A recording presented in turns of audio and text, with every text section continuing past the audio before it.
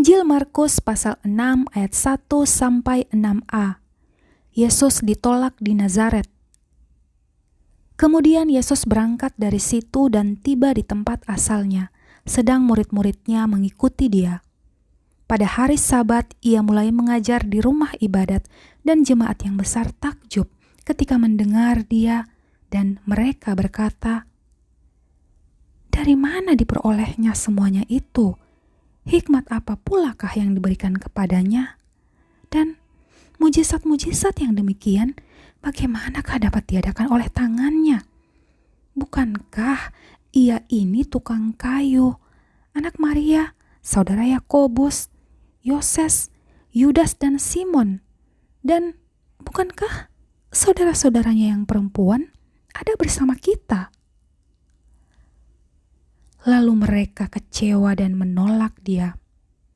Maka Yesus berkata kepada mereka, "Seorang nabi dihormati di mana-mana, kecuali di tempat asalnya sendiri, di antara kaum keluarganya dan di rumahnya." Ia tidak dapat mengadakan satu mujizat pun di sana, kecuali menyembuhkan beberapa orang sakit dengan meletakkan tangannya atas mereka. Ia merasa heran atas ketidakpercayaan mereka.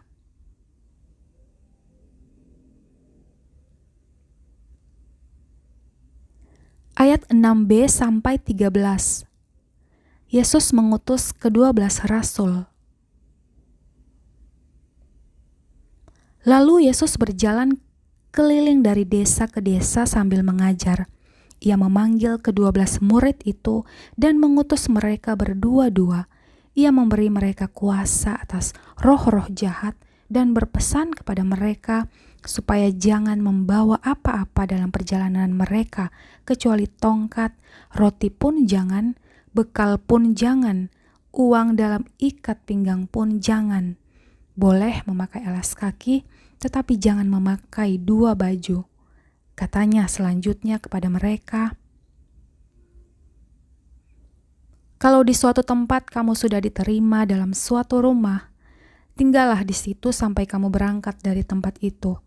Dan kalau ada suatu tempat yang tidak mau menerima kamu, dan kalau mereka tidak mau mendengarkan kamu, keluarlah dari situ dan kebaskanlah debu yang di kakimu sebagai peringatan bagi mereka." Lalu pergilah mereka memberitakan bahwa orang harus bertobat, dan mereka mengusir banyak setan dan mengoles banyak orang sakit dengan minyak dan menyembuhkan mereka.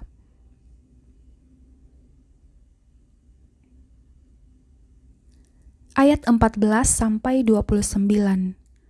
Yohanes Pembaptis dibunuh. Raja Herodes juga mendengar tentang Yesus, sebab namanya sudah terkenal dan orang mengatakan, "Yohanes Pembaptis sudah bangkit dari antara orang mati, dan itulah sebabnya kuasa-kuasa itu bekerja di dalam dia." Yang lain mengatakan, "Dia itu Elia." Yang lain lagi mengatakan, "Dia itu seorang nabi sama seperti nabi-nabi yang dahulu." Waktu Herodes mendengar hal itu, ia berkata, "Bukan, dia itu Yohanes yang sudah kupenggal kepalanya dan yang bangkit lagi." Sebab memang Herodeslah yang menyuruh orang menangkap Yohanes dan membelenggunya di penjara berhubung dengan peristiwa Herodias, istri Filipus saudaranya, karena Herodes telah mengambilnya sebagai istri. Karena Yohanes pernah menegur Herodes, "Tidak halal engkau mengambil istri saudaramu."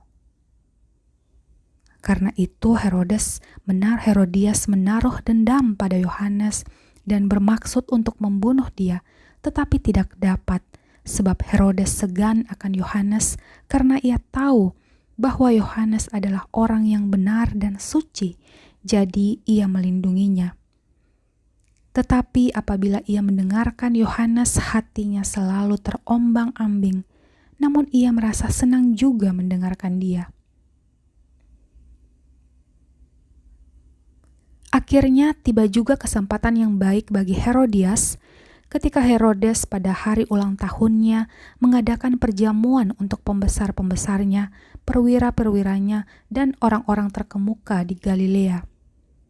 Pada waktu itu, anak perempuan Herodias tampil lalu menari, dan ia menyukakan hati Herodes dan tamu-tamunya. Raja berkata kepada gadis itu, "Minta daripadaku apa saja yang kau ingini, maka akan kuberikan kepadamu." Lalu bersumpah kepadanya, "Apa saja yang kau minta akan kuberikan kepadamu, sekalipun setengah dari kerajaanku." Anak itu pergi dan menanyakan ibunya, "Apa yang harus kuminta?" Jawabnya, "Kepala Yohanes Pembaptis."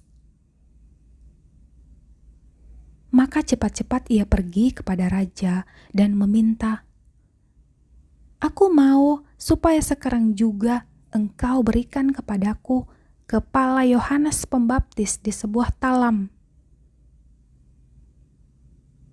Lalu sangat sedihlah hati raja, tetapi karena sumpahnya dan karena tamu-tamunya, ia tidak mau menolaknya. Raja segera menyuruh seorang pengawal dengan perintah supaya mengambil kepala Yohanes. Orang itu pergi dan memenggal kepala Yohanes di penjara. Ia membawa kepala itu di sebuah talam dan memberikannya kepada gadis itu, dan gadis itu memberikannya pula kepada ibunya.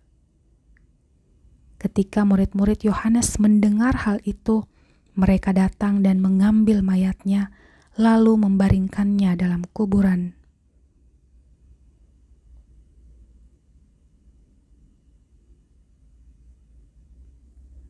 Ayat 30-44. Yesus memberi makan 5.000 orang. Kemudian rasul-rasul itu berkumpul kembali dengan Yesus dan memberitahukan kepadanya semua yang mereka kerjakan dan ajarkan. Lalu ia berkata kepada mereka,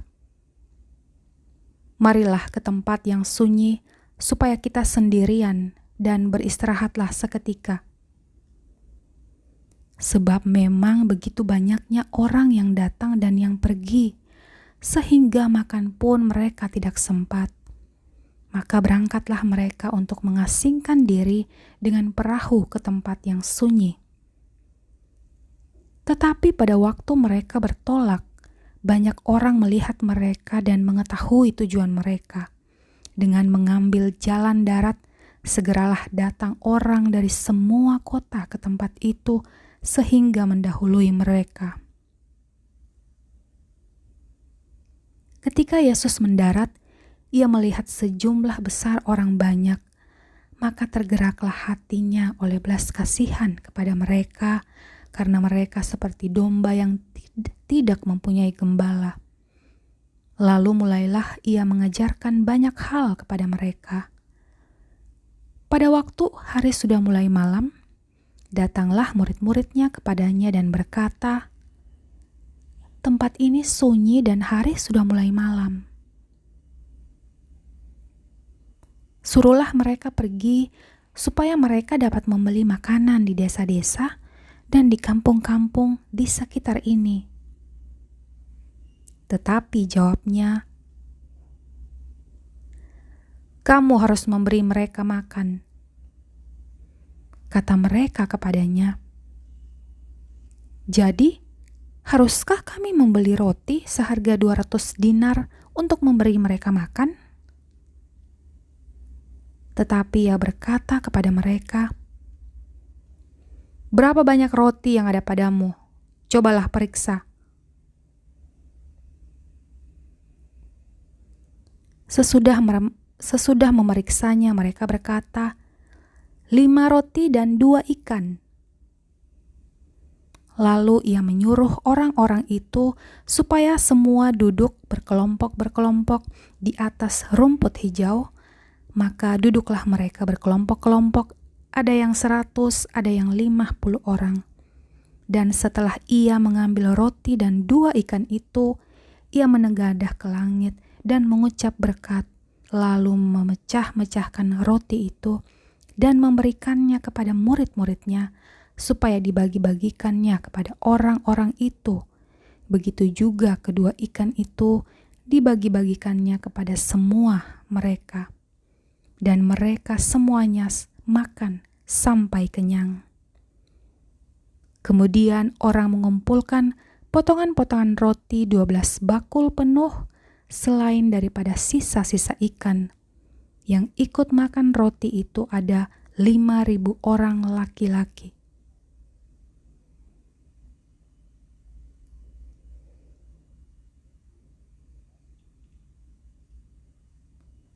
Ayat 45 sampai 52. Yesus berjalan di atas air. Sesudah itu Yesus segera memerintahkan murid-muridnya naik ke perahu dan berangkat lebih dulu ke seberang, ke Betsaida. Sementara itu ia menyuruh orang banyak pulang.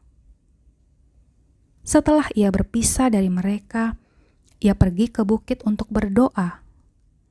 Ketika hari sudah malam, perahu itu sudah di tengah danau, sedang Yesus tinggal sendirian di darat. Ketika ia melihat betapa payahnya mereka mendayung karena angin sakal, maka kira-kira jam 3 malam ia datang kepada mereka berjalan di atas air dan ia hendak melewati mereka. Ketika mereka melihat dia berjalan di atas air, mereka mengira bahwa ia adalah hantu. Lalu mereka berteriak-teriak, sebab mereka semua melihat dia dan mereka pun sangat terkejut.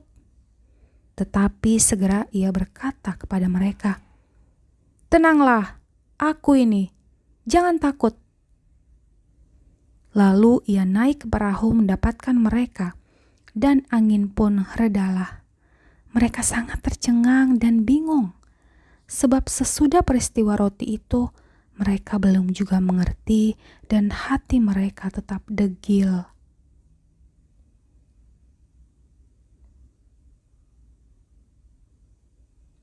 Ayat 53 sampai 56. Yesus menyembuhkan orang-orang sakit di Genesaret. Setibanya di seberang, Yesus dan murid-muridnya mendarat di Genesaret dan berlabuh di situ. Ketika mereka keluar dari perahu, orang segera mengenal Yesus. Maka berlari-larilah mereka ke seluruh daerah itu dan mulai mengusung orang-orang sakit di atas tilamnya kepada Yesus di mana saja kabarnya ia berada. Kemanapun ia pergi, ke desa-desa, ke kota-kota atau ke kampung-kampung, orang meletakkan orang-orang sakit di pasar dan memohon kepadanya supaya mereka diperkenankan hanya menjamah jumbai jubahnya saja, dan semua orang yang menjamahnya menjadi sembuh.